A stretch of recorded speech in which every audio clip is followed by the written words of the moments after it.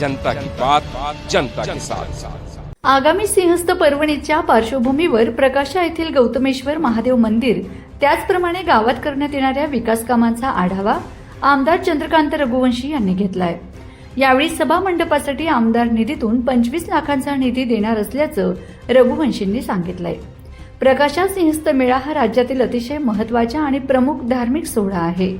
नाशिक त्र्यंबकेश्वर सिंहस्थाच्या काळातच येथेही सिंहस्थ पर्वाचे आयोजन केले जाते, ज्यामध्ये भाविक पवित्र तापी नदीत स्नान करतात। या कालावधीत लाखो भाविक भक्तांची उपस्थिती लाभणार असल्याने मंदिर परिसरात व गावात विविध विकास कामे करण्यात येणार आहेत। नियोजनाच्या दृष्टिकोनातून आमदार चंद्रकांत रघुवंशी यांनी आज मंदिर परिसरातील पाहणी केली। यावेळी शहादा पालिकेचे नगराध्यक्ष अभिजित पाटील, जिल्हा परिषदेचे माजी उपाध्यक्ष रामचंद्र पाटील, हरी पाटील, कृषी उत्पन्न बाजार समितीचे संचालक दिलीप चौधरी यांच्यासह ग्रामस्थ मोठ्या संख्येने उपस्थित होते। नमस्कार, मी चंदू भैया। आज सर्व प्रकाश गावाच्या नागरिकांच्या आमंत्रणावरून आम्ही या ठिकाणी आलो होतो, कारण 3 दिवसापूर्वी आपण महाशय जिल्हा अधिकाऱ्यांच्या दालनामध्ये एक मीटिंग घेतली होती की सिंहस्थची जी कामं सुरू होणार आहेत ती कामं फक्त आणि फक्त प्रकाशा गावाचे नागरिक जे सुचवतील तीच कामं घेतली पाहिजे अशी आमची सगळ्यांची मागणी होती। त्या दिवशी जिल्हा अधिकाऱ्यांच्या समोर 1.5 कोटी रुपयाची स्मशानभूमी बनवत होते। ते स्मशानभूमीचा घाट आणि स्मशानभूमी बनवायचं काम रद्द करा आणि 1.5 कोटी रुपयामध्येच या मंदिर परिसराला चांगलं सुशोभीकरण होऊन जाईल। मंदिराचं सुशोभीकरण झालं तर लाखो भाविक इथं येणार आहेत प्रेत जाळायला। तेव्हा आता वर्षभराच्या याच्यात लोक फक्त प्रेत जाळायलाच तिथे येतील असं नाही, सिंहस्थाच्या माध्यमातून लोक दर्शन करायला येतील आणि म्हणून चांगली कामं घेतली पाहिजे। अर्धा रस्ता BNC ने केला, अर्धा रस्ता फार खराब आहे, तर त्या अर्ध्या रस्त्याला ताबडतोब केलं पाहिजे। इथूनच परत संगमेश्वर मंदिरापर्यंत जाणाऱ्या रस्त्याला दुरुस्ती केली पाहिजे। आणि एकंदरीत हा जिल्हा नियोजनचा पैसा आहे, हा एका मतदारसंघाचा पैसा नाही, हा नंदुरबार विधानसभा मतदारसंघासाठी आलेला पैसा नाही किंवा आदरणीय विजयकुमार गावित साहेबाचा हा निधी नाही।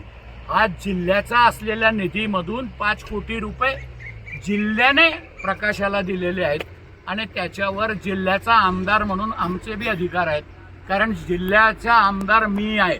मला सर्व मतदारसंघामध्ये बोलायचा नाही तर निर्णय घेण्याचा सुद्धा अधिकार आहे, कारण महाराष्ट्राच्या सर्व आमदारांनी मला बिनविरोध निवडून दिलंय आणि त्याच्यामुळे मी स्वतः नंदुरबार जिल्ह्याला नोडल जिल्हा जाहीर केला आहे।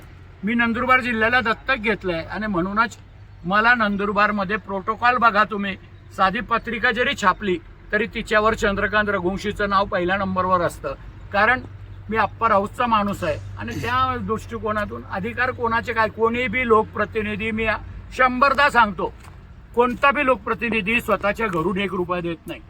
स्वतःच्या घरून द्यायचा टाइम येईल ना त्या दिवशी सर्वांचे शटर बंद होऊन जातील। हे सर्व सरकारचे पैसे आहेत आणि सरकारचे पैसे आणणे लोकप्रतिनिधीचं काम आहे। त्यांनी 130 कोटी रुपये नाही 260 कोटी रुपये आणावे। मी आदरणीय एकनाथ शिंदे साहेबाला सांगितलंय, जेवढं नाशिकला देणार त्याच्या 10% रक्कम प्रकाशाला खर्च करा, कारण प्रकाशाला गेल्याशिवाय कुंभचे दर्शनच पूर्ण होत नाही अशी आमचे पूर्वज सांगायची। आता आपल्यालाही ते कळतं आणि म्हणून आपण मागणी करताना जास्तीचीच करायची। जे आपल्या पदरी पडले ते आपलं नशीब समजायचं आणि त्या पैशामधून गावाचा सर्वांगीण विकास व्हायला पाहिजे।